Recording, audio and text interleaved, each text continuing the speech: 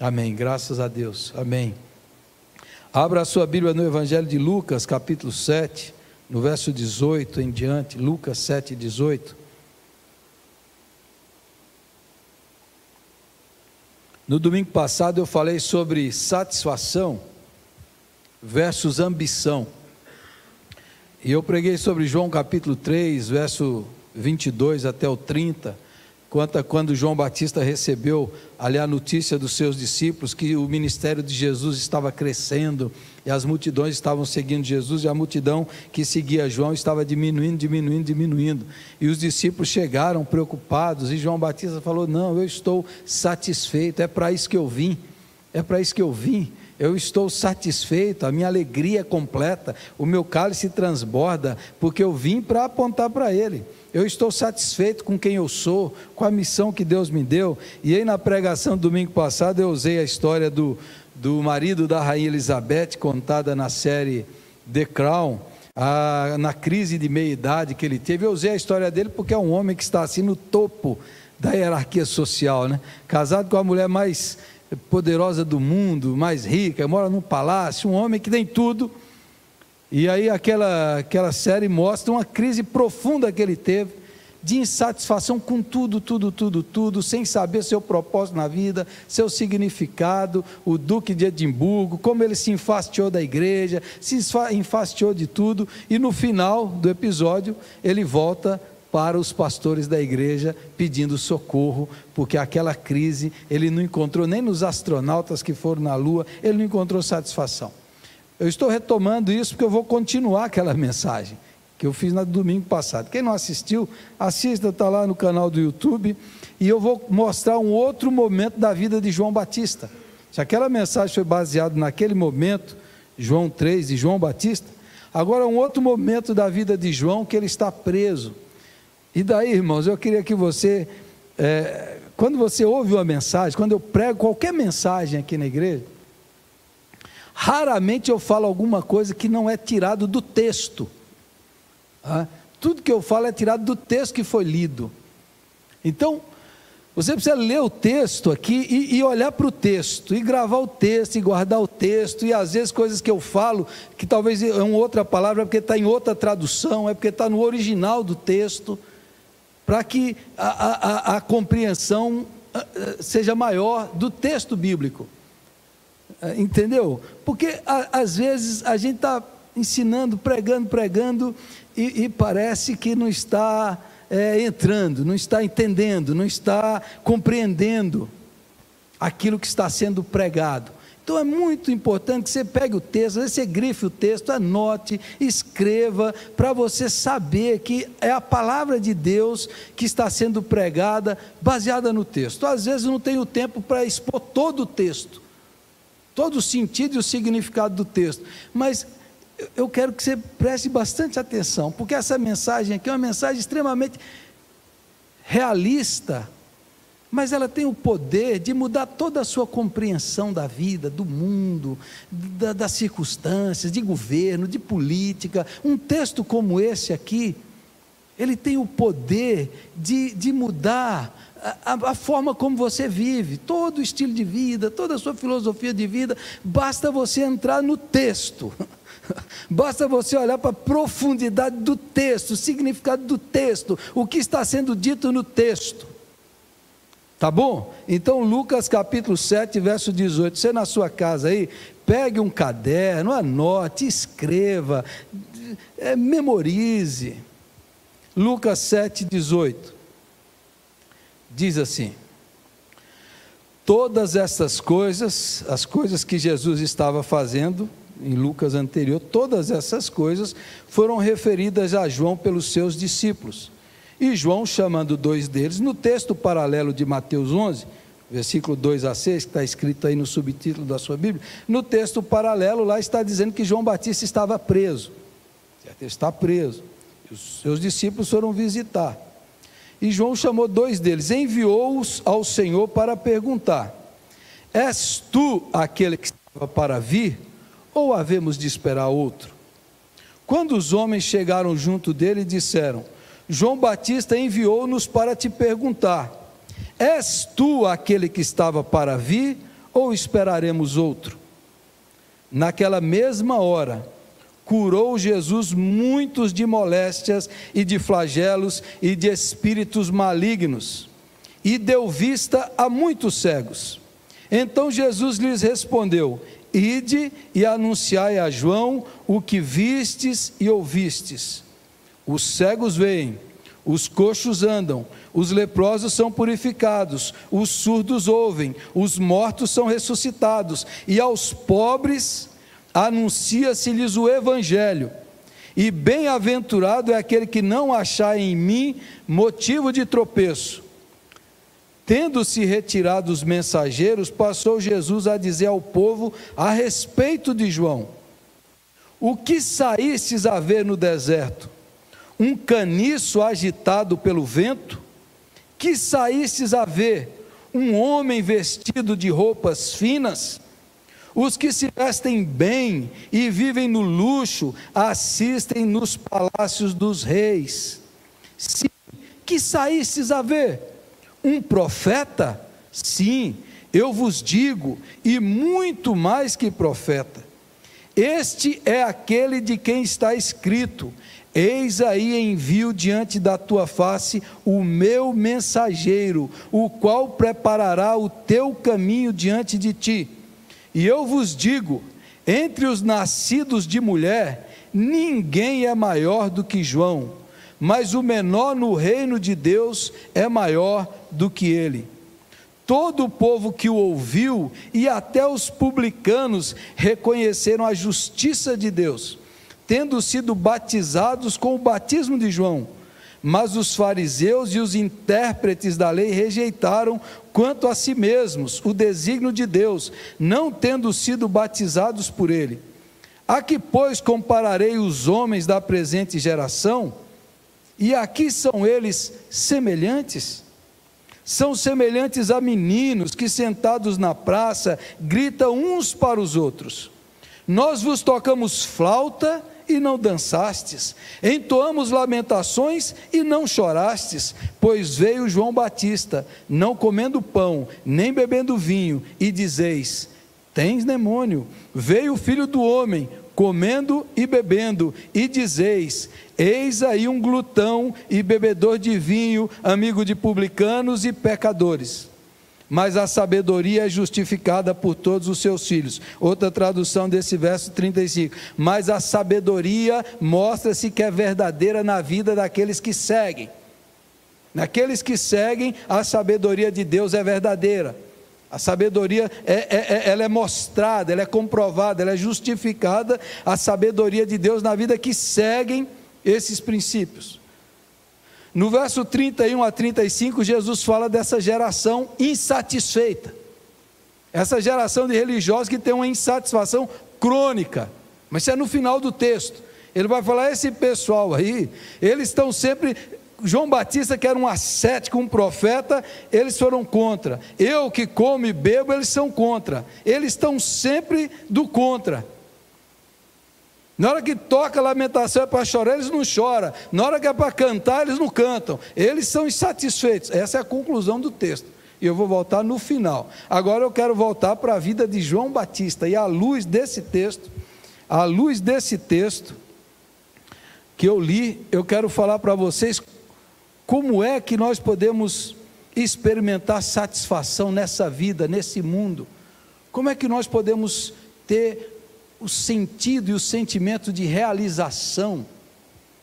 Como é que a gente pode experimentar o mínimo de satisfação, ou o máximo de satisfação nessa vida? À luz da vida de João Batista, aqui em João 3, naquele momento ele diz assim: eu estou satisfeito, eu estou alegre, porque Jesus está sendo adorado. Agora, João foi preso, agora ele está lá num calabouço horrível, na umidade, fechado, trancado, preso por causa do capricho de uma mulher sem escrúpulos. Preso porque ele é profeta, e profeta na Bíblia, profeta não é apenas aquele que prevê o futuro, como diz o conceito popular. Prever o futuro é uma dimensão mínima do profeta. Profeta, especialmente no Antigo Testamento, é aquele que é contra a injustiça. O profeta é um homem que Israel está fazendo tudo errado, Deus tira o homem, você vai pregar contra isso. E João Batista é o último profeta da antiga aliança, você vai pregar contra isso daí. E o João Batista, que é governado por um dos filhos de Herodes, que depois que Herodes Grande morreu, dividiu em quatro partes o reino, e aí fala do tetrarca, cada um tem uma parte, e Herodes, que reina sobre João Batista, esse Herodes, tomou a mulher do seu irmão Filipe, e essa questão não tem a ver apenas, tem a ver com poder, porque quando um homem toma a mulher do outro, para dizer, olha, ela me preferiu, eu sou mais poderoso que o meu irmão, eu domino sobre tudo isso aí, eu que mando nesse negócio, meu irmão é fraco, porque todos os quatro queriam tomar a outra parte do outro, e esse Herodes Antipas aqui é esse, e esse Herodes, ele tem medo de João, ele viu João pregar, ele sabe que João é de Deus, mas um dia, numa festa de seu aniversário, ele bebeu muito, encheu a cara, e ele também tem desejo sexual pela mulher dessa esposa dele, Herodias, e ele faz ela dançar para ele, e ele promete o que ela quiser, e essa mulher tem ódio de João Batista, porque João Batista, como profeta, falou a Herodes, não é lícito você possuir a mulher do seu irmão, e o Herodes também tem medo e tem ódio de João, mas a sua mulher odeia o João Batista, e ela diz, eu vou dar minha filha para você, e o Herodes bêbado promete na frente de todo mundo, assim, o que você quiser, eu te dou, e a mãe fala para a filha, pede a cabeça de João Batista, que está lá preso, e o João Batista está lá preso por causa do capricho de uma mulher, está lá preso nesse momento da vida, ele está ouvindo as coisas que Jesus faz, ele está lidando com isso, nessa situação. Alguns dizem, alguns tentando falar assim, não, foi os discípulos de João que ficaram na dúvida, mas não, o João naquele contexto ali, diz que ele começou a duvidar de Jesus, eu vou explicar por quê. Agora observe, à luz desse texto, à luz de João Batista, à luz do texto anterior, como é ter satisfação, primeiro lugar, à luz desse texto, a gente precisa ser realista em relação à vida, ser realista em relação ao mundo. Se tem um negócio que eu espero que a pandemia faça, é acabar com a teologia da prosperidade que graçou no nosso país desde a década de 70, e infectou os crentes, iludiu as pessoas, enganou as pessoas em relação ao mundo, em relação à vida. João Batista, como todo bom profeta, ele não tem outro destino senão ser assassinado pelo poder político, como Isaías foi, como Jeremias foi perseguido, como Zacarias foi assassinado entre o pórtico e o altar, como Isaías foi partido pelo meio, como um profeta, o João Batista, ele tem que ter essa noção de realismo, ele não pode achar que o mundo que jaz no maligno, que o mundo político é o reino de Deus, ele não pode achar que essa vida é fácil, é tranquila, ele não pode cair no engano da prosperidade, que todo crente é imune à doença, é imune à pobreza, é imune, que o crente por ser crente, ele vai ter vida boa regalada, isso é mentira. Então, nesse tempo aqui de lamentação, de doença que nós estamos vivendo, o Senhor está dizendo, a gente habita no mundo de Herodes, é Herodes que dá as cartas, desfaça ilusões quanto ao poder político, qualquer que seja, porque a política em si mesmo, ela é a arte do poder depravado, da aparência e da mentira. Se você não tiver um sistema que coíba a ganância dos seres humanos, eles vão continuar fazendo e roubando e perseguindo os profetas, é assim que funciona. Então, para a gente lidar e viver nessa terra, você tem que ter o mínimo de realismo, porque aí você vai ter essa enxurrada de crente desviado, tudo decepcionado com a igreja.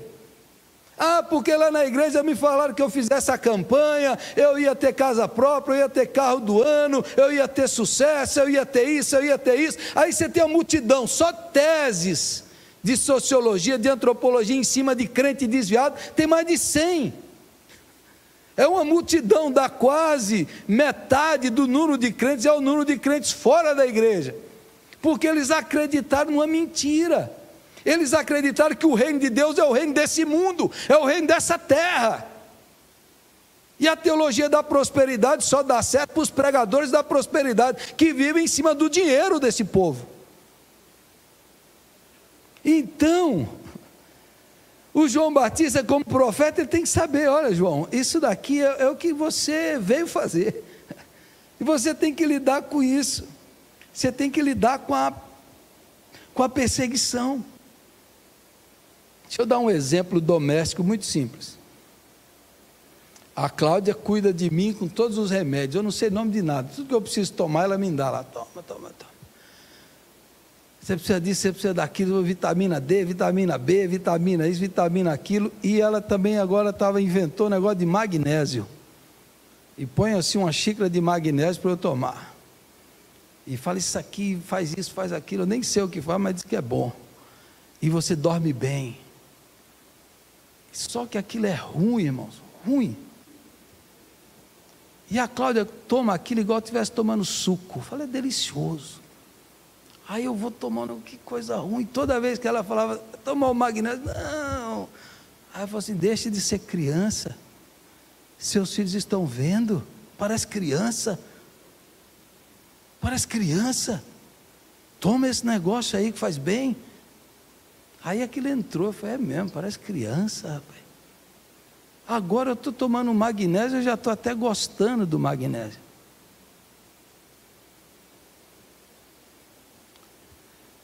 Jesus nos colocou, esse não é o mundo perfeito, esse é o mundo caído, no pecado, esse mundo jaz no maligno, a estrutura, o sistema político, econômico jaz nas trevas. O reino de Deus não é o reino desse mundo, foi o que Jesus falou para Pilatos. O reino de Deus não é o reino desse mundo. Se você olhar e viver a vida sempre reclamando, sempre falando assim: isso não deveria ser assim, isso está errado, mas é óbvio que está. João Batista, o que você queria esperar de Herodes? O pai de Herodes é um psicopata, assassino, matou os filhos, matou a esposa. Esses homens amam o poder, amam o dinheiro, amam a riqueza, amam o status. O que você esperava desses homens que são demonizados, ímpios? O que você espera desse mundo injusto, iníquo, que na pandemia milionários e bilionários ficam mais bilionários, e miseráveis ficam mais miseráveis, e eles não se compadecem, eles não abrem mão da sua riqueza, do seu salário, eles não abrem mão pelo faminto, eles não tiram da própria carne, eles não tiram das suas verbas, eles não tiram nada deles lá, nada. Então, esse mundo, para viver, você tem que ser realista. O mundo é assim: vai, toma, é remédio, bebe esse negócio, vive a vida assim, pare de espernear, pare de criança mimada, pare de ficar reclamando. Não, a vida é assim, a vida como ela é, e a Bíblia, ela é de uma transparência brutal. O homem, o profeta de Deus, morreu por causa de um rebolado, de uma moça sem vergonha, de uma atração sexual de um rei bêbado. É assim.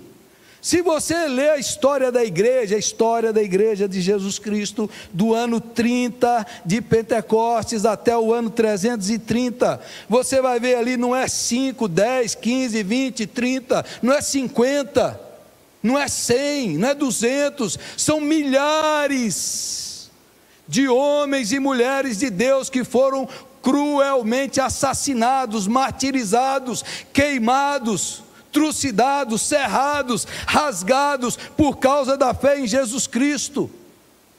E até o ano 330 ser cristão era esperar perseguição, era esperar perda. Ser cristão de verdade não é ter vida boa, regalada, igual esses mentirosos ensinam. Tudo mentiroso. Tudo, quem falou para Jesus assim, tudo isso te darei, toda a riqueza desse mundo, tudo isso te darei, se prostrado me adorares, foi Satanás que falou isso. O profeta, o homem de Deus, João, saiba que esse é o destino do profeta. Agora, aceite a sua humanidade.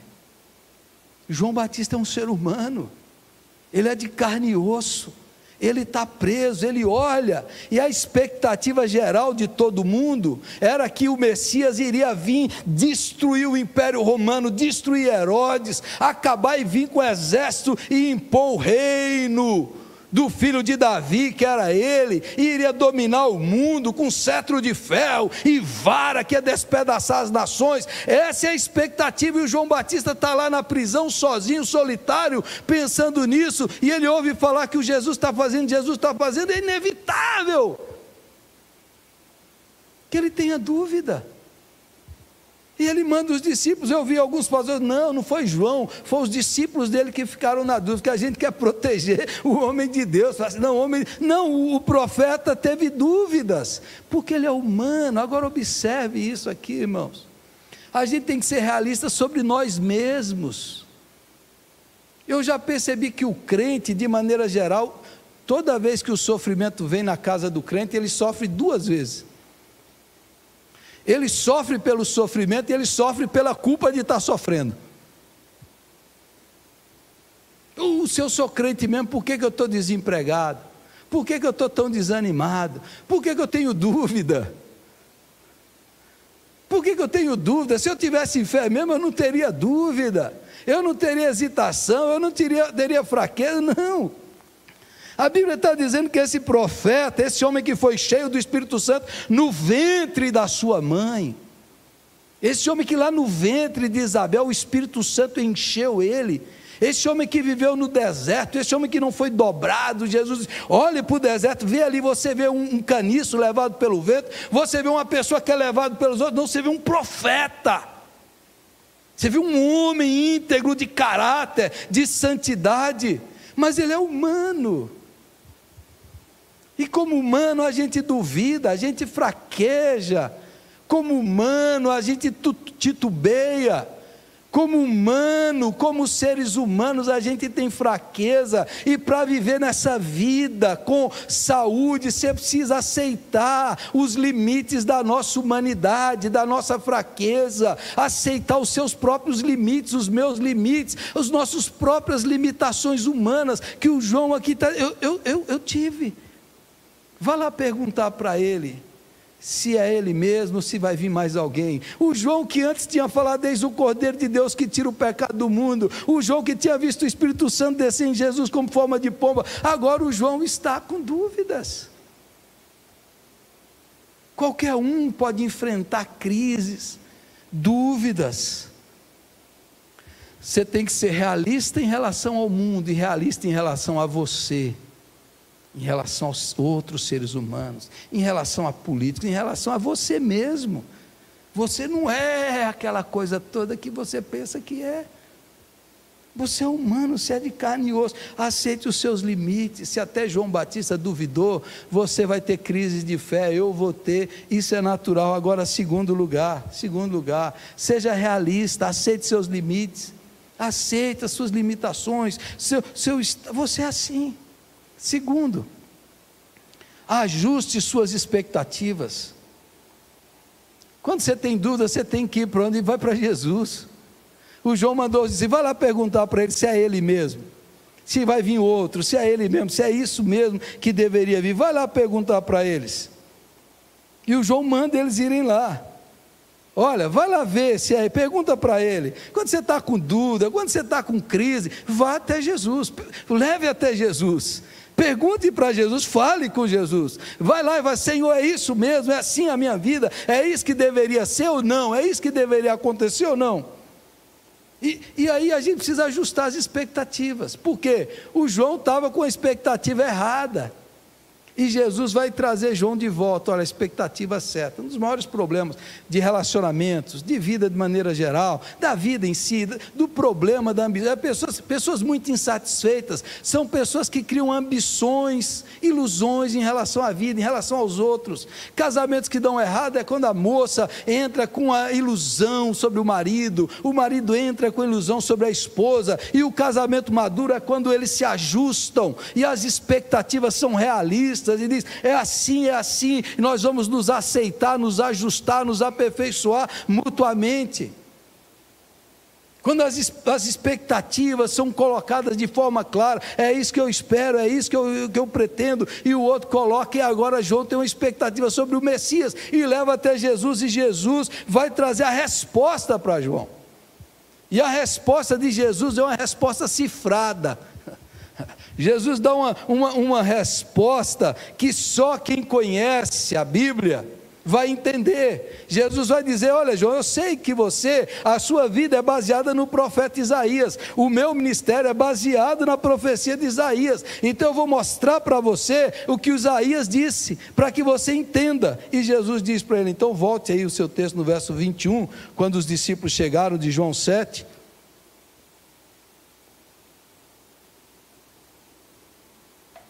de João 7, naquela mesma hora, curou Jesus muitos de moléstias e de flagelos, e de espíritos malignos, e deu vistas a muitos cegos. Então Jesus lhes respondeu, ide anunciai a João, o que vistes e ouvistes, os cegos veem, os coxos andam, os leprosos são purificados, os surdos ouvem, os mortos são ressuscitados, e aos pobres anuncia-se-lhes o Evangelho.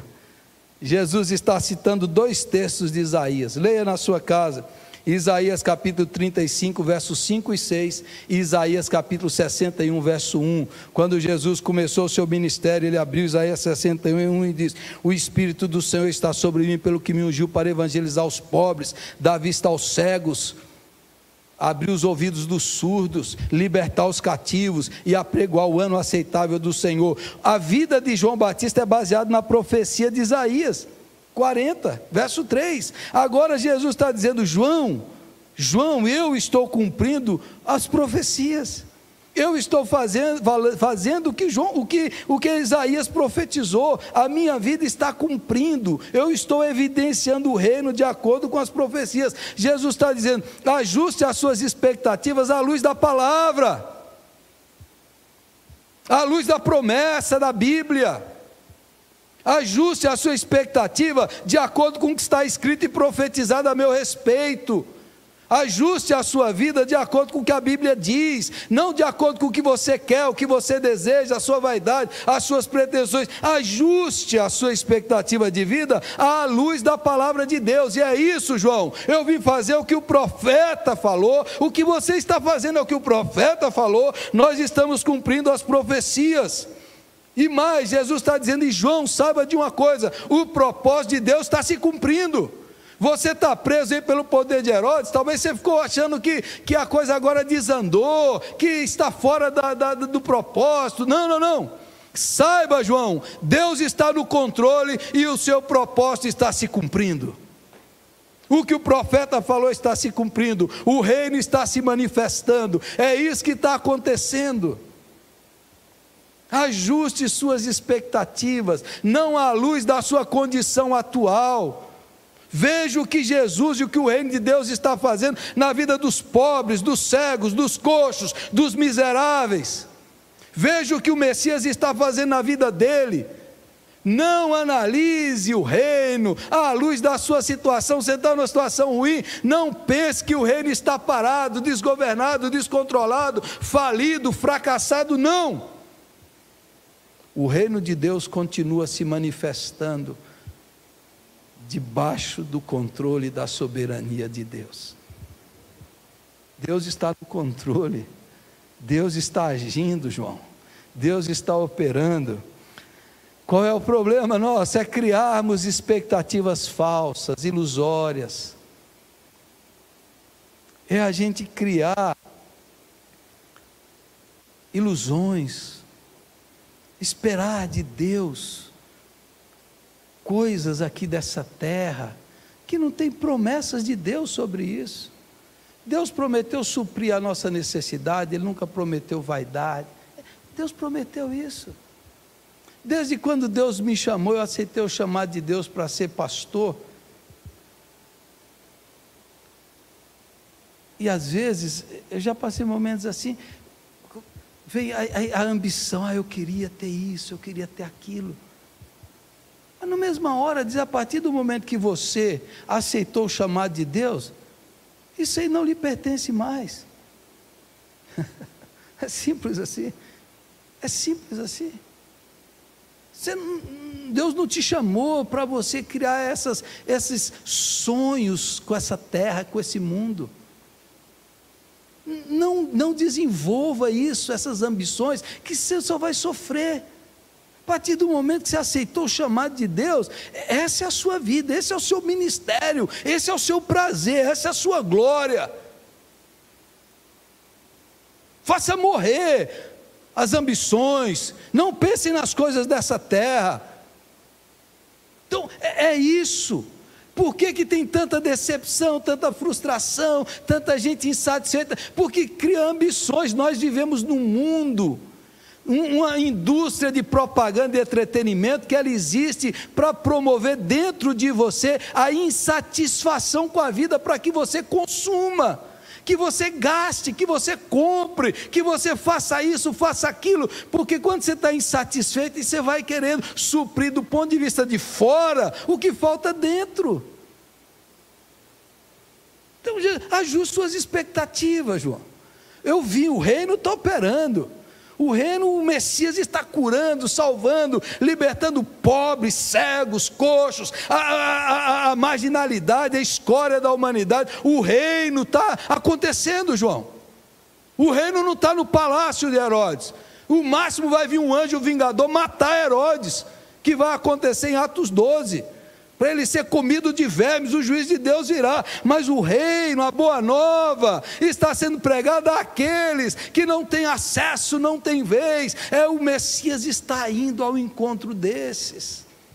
E esses estão recebendo esperança, luz, salvação, vida eterna, perdão dos pecados, o jubileu. É esses que o Messias está fazendo. Olhe a sua expectativa, não à luz da sua condição, mas à luz do que Deus está fazendo na vida dos outros. Entrevistei os irmãos, irmão aqui querida, semana, no nosso programa de rádio, que foi dependente químico, e depois o outro irmão criou também, foi também dependente, perdeu tudo, hoje já se libertou há anos, tem uma casa de recuperação, e vive com voluntários. Essa semana nós doamos aqui a autorização dos presbíteros, nós vamos entregar o aluguel dessa casa aqui, nós doamos um monte de coisa para esse centro de recuperação. Coisas que a igreja não usava, não usa há anos, parado, e você vê a satisfação daqueles irmãos que têm recuperado, ali só chega quem ninguém mais quer, a família ninguém mais quer, mas Jesus Cristo não desiste dessas pessoas, Jesus Cristo não desiste, e o que a igreja faz? A igreja doa os meios, os recursos para esses valentes que estão trabalhando com essas pessoas e manifestando o reino de Deus lá. Lá o reino de Deus está acontecendo, gente está se convertendo, se salvando, se arrependendo, nas UTIs, nos hospitais, dentro de casa, nos lares. O reino de Deus está acontecendo, o Messias está operando, e muitos têm sido alcançados. Não fique achando que o reino, João, se resume à sua condição, a isso daí que você está nesse momento difícil. Quais são as expectativas que você tem que calibrar na sua vida? Quais são? Aí eu conto mais um testemunho meu, no início do meu ministério, quando eu lutava com essa questão do dinheiro. Dinheiro é uma luta sempre. Mas eu lutava com Deus, falando: Senhor, eu preciso de mais dinheiro. Eu preciso de mais dinheiro. Como é que eu vou viver? Como é que eu vou sustentar? Como é que eu vou fazer isso? Eu preciso de mais dinheiro. E aí eu entrei no carro e eu tinha ganhado um CD na época, e era aquela canção que de vez em quando canta aqui, porque eu passei para os irmãos aqui esse louvor.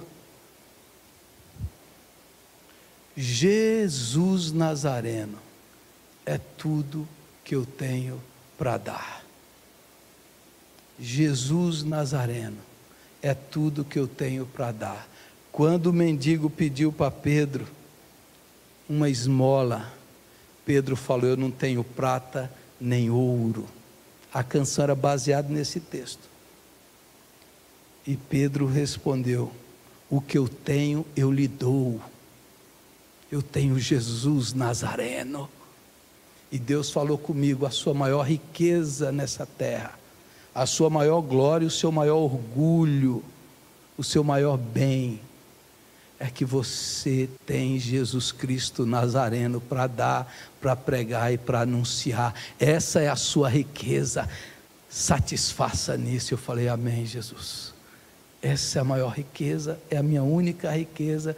O resto o Senhor vai cuidar. Enquanto eu cuido do teu reino, eu priorizo o teu reino, as minhas necessidades serão supridas, porque Jesus Cristo Nazareno é tudo.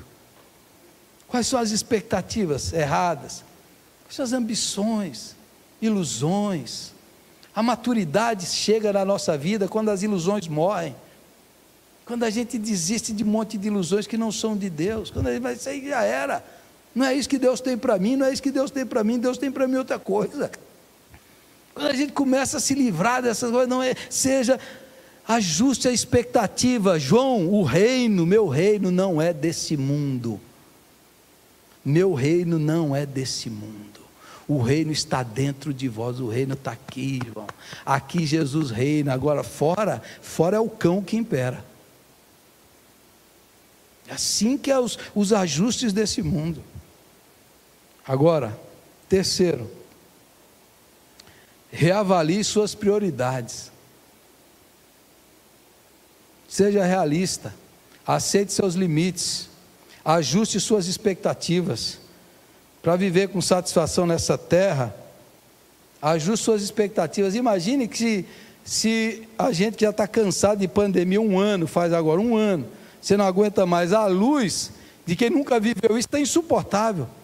Agora imagine se Deus estiver preparado para a gente 3 anos assim. Você até fala: Deus me livre, bate na madeira. Quando, dependendo da expectativa que você tem, a coisa muda. Você pensa assim: é um mês esse negócio, não, é um ano, muda.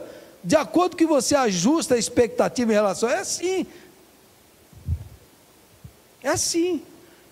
Uma metáfora do futebol: antes do Brasil perder de 7-1 para a Alemanha, a maior derrota do Brasil foi para o Uruguai de 2-1. Agora, o 7-1 fez que o 2-1 fosse nada. Você entendeu? As expectativas. Uma vez uma menina, naquele tempo que nem tinha celular, não tinha internet, a menina foi estudar fora de casa, mandava cartas. E um dia demorou para mandar carta, e mandou carta para os seus pais, falou assim: papai, conheci um rapaz, estou apaixonado, estou namorando, larguei da casa, estou morando com ele, só que ele não trabalha, ele usa drogas, e eu estou grávida dele, papai. E escreveu tudo, e só coisa ruim. A menina era um exemplo, mandou só coisa ruim. Aí no final da carta ele falou assim: vire a página. Aí quando o pai virou a página, ele falou assim: papai, tudo que eu falei na frente é mentira. Eu só contei aquilo para dizer que eu reprovei numa matéria, só para o senhor ajustar as suas expectativas.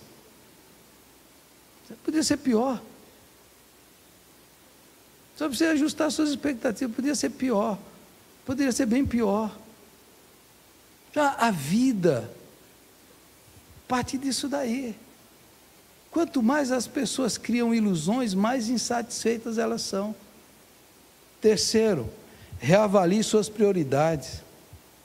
Agora, Jesus mandou os discípulos de João voltarem, e quando eles saíram, Jesus falou assim, no verso 24, Tendo-se retirado os mensageiros, passou Jesus a dizer ao povo a respeito de João: o que saístes a ver no deserto? Um caniço agitado pelo vento? Alguém que é levado pela opinião popular? Alguém que é levado pelo ibope? Alguém que é levado pelo que os outros dizem? O que saístes a ver no deserto? Um homem vestido de roupas finas, chique? Um homem com roupa de grife? Os que se vestem bem, vivem no luxo, assistem nos palácios dos reis. Sim, o que saístes a ver? Um profeta? Sim, eu vos digo, é muito mais que profeta. Este é aquele de quem está escrito: eis aí, envio diante da tua face o meu mensageiro.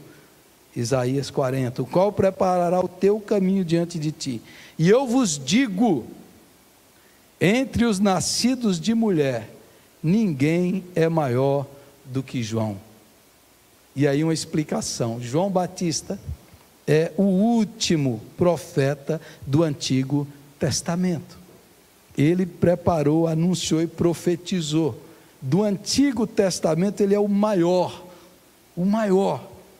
Mas o menor no reino de Deus é maior do que ele. O que o menor? Porque a partir de agora, em Jesus, os que veem Jesus, os que vão ver a morte de Jesus, a ressurreição de Jesus, a revelação da nova aliança, o corpo e o sangue derramado, aqueles que vão receber o Espírito Santo na nova aliança, na nova dispensação, esses daí, por causa da revelação de Jesus, por causa da manifestação do reinado de Deus em Jesus, o menor no reino da nova aliança é maior do que João, no sentido da revelação de Cristo, porque agora nós temos a completa e definitiva revelação de Deus na cruz e na ressurreição. João Batista vai morrer antes, ele não vai ver isso, mas da antiga aliança, João é o maior, dos nascidos de mulher, João é o maior, e todo o povo que ouviu, verso 29, e até os publicanos reconheceram que isso era justo. É isso mesmo, Jesus. É isso mesmo, esse homem, é isso que você falou. Por que reavaliar suas prioridades, irmãos? O que importa nessa vida é você ser bajulado, insensado, exaltado pelos ímpios, pecadores, iníquos? É você receber a glória desse mundo que Satanás ofereceu para Jesus? É você ter as finas roupas do palácio de Herodes? É você ter isso tudo? Ou você receber da boca de Jesus esse elogio? O que é que importa na vida humana? É o aplauso dos homens ou o aplauso de Cristo, que diz: esse daí é o profeta, mais do que um profeta, dos nascidos de mulher ninguém foi tão grande como João, esse daí que duvidou, que é um ser humano, esse daí é grande. Irmãos, o que importa nessa vida é você fazer a vontade de Deus, é você ser fiel a Jesus Cristo, é quando chegar a sua hora de morrer nessa terra, e você entrar lá no reino, Jesus falar: muito bom, servo bom e fiel, foste fiel no pouco, sobre o muito te colocarei. O que importa nessa vida é ser fiel a Deus, é ser elogiado por Jesus, é andar na sua palavra, é cumprir o seu propósito, é receber o aplauso do céu. É isso que importa. É isso que importa na vida, é você dobrar-se diante de Deus e ouvir Jesus falando ao seu coração, como eu ouvi numa noite, saindo do templo, eu falei: Jesus, o Senhor foi glorificado hoje? E Jesus fala: sim, meu filho, eu fui glorificado em você, e o seu coração extravasar de alegria. Quais são as prioridades da nossa vida? O elogio desse mundo, ou o reconhecimento do Filho de Deus? Jesus fala: é isso, meu filho, seja fiel no pouco, sobre o muito te colocarei. Ser fiel até a morte, e herdará a coroa da vida. Ser fiel e eu te darei a coroa da vida. Por quê? Por que tanta insatisfação? porque a gente fica olhando para as coisas que se veem, e diz o apóstolo Paulo, as coisas que se veem são passageiras, as coisas que não se veem são eternas. Deus colocou a eternidade no coração do homem, diz Eclesiastes capítulo 3, e o coração do homem ele fica insatisfeito até encontrar aquilo que não acaba, que é o amor eterno, a graça eterna, a bondade eterna, o sacrifício eterno, o perdão eterno, a vida eterna. Nós somos criados para a eternidade com Deus. Enquanto você não encontrar satisfação nas coisas eternas, você vai ser insatisfeito. Aí veja, terminando o texto, verso 31, os religiosos, eles têm uma insatisfação crônica. Já viu aquela pessoa, ela é insatisfeita? Jesus diz, vocês são como aqueles meninos, os caras tocam flauta, é para dançar, é para cantar, não, eles fecham a cara, aí eles tocam lamentação, é para chorar, não, agora eles querem rir.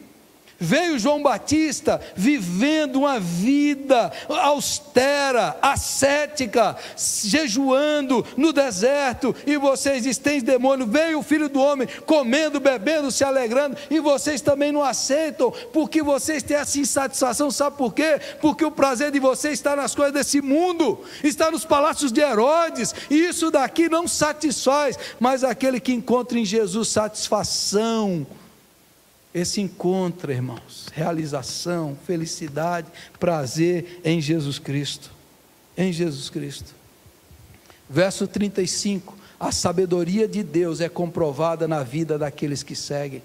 Naqueles que seguem Jesus, você tem satisfação. Você não vai ver aqueles primeiros cristãos dos primeiros séculos, você vai ver muitos deles louvando a Deus na hora da morte, cantando na hora da morte.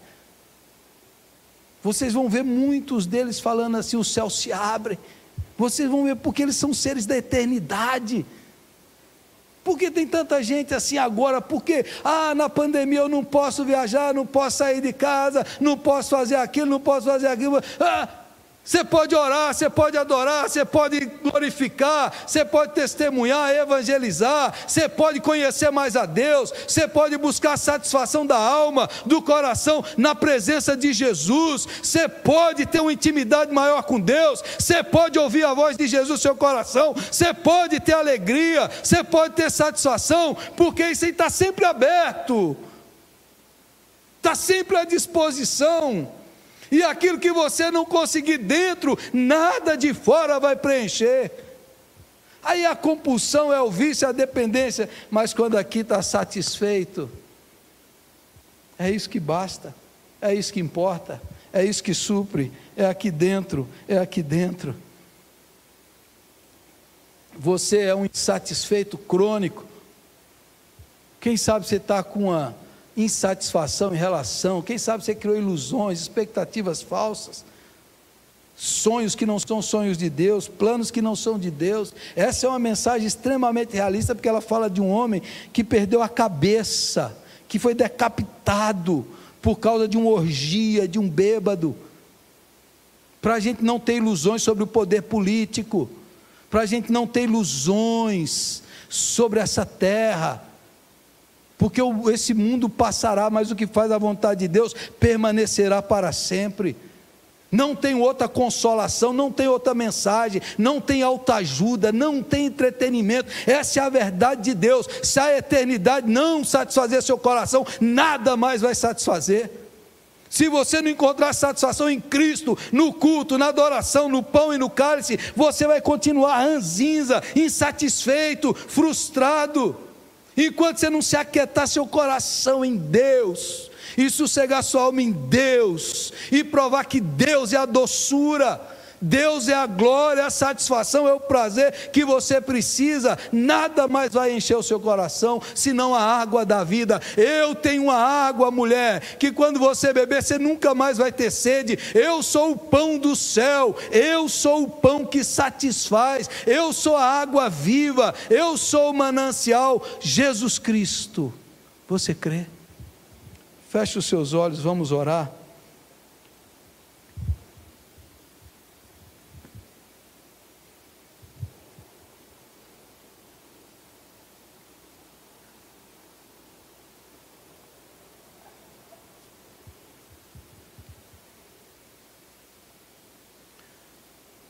Nosso Deus, nosso Pai,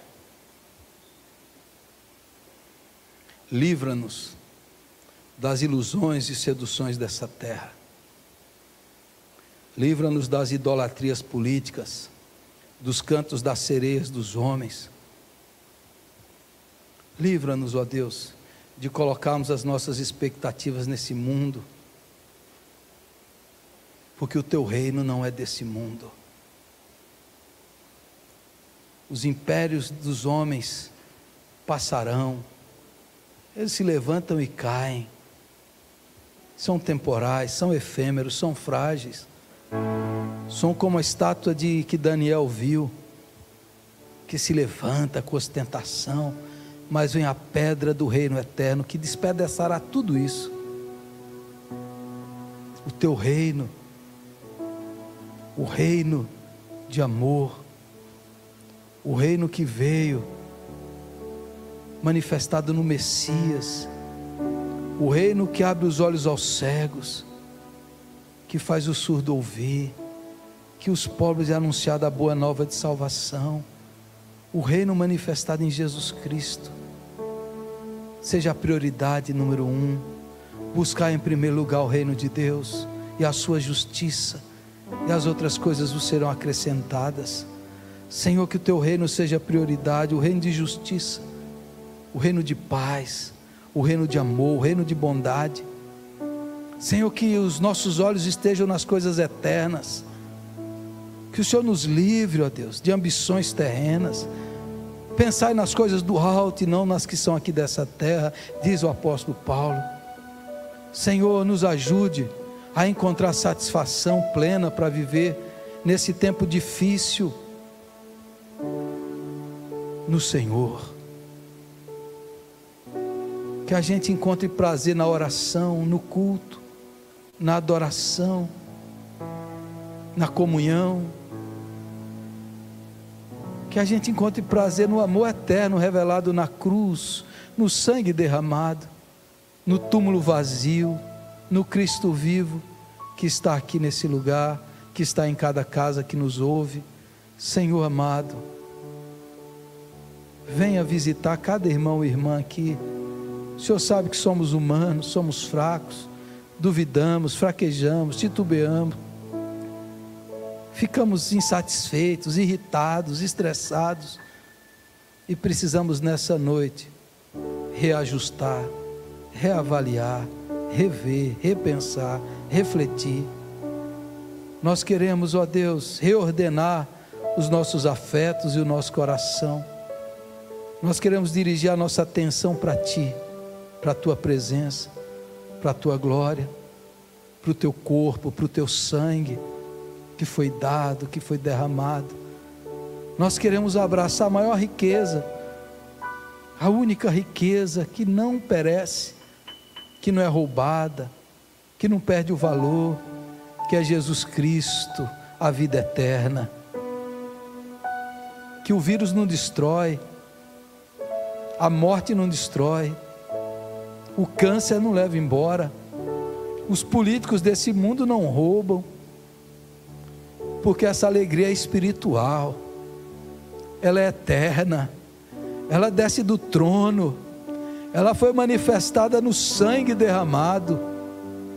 Agora, Jesus bendito, que os teus filhos e filhas provem aquela paz, a paz que não depende de homem nenhum, que bilionário nenhum pode dar, vender, comprar, pagar, aquela paz que o mundo não conhece, que Herodes nunca teve um minuto de paz, uma vida atormentada e infeliz, insatisfeita, correu atrás do mundo inteiro, mas nunca teve a paz, que aquela paz que Jesus dá,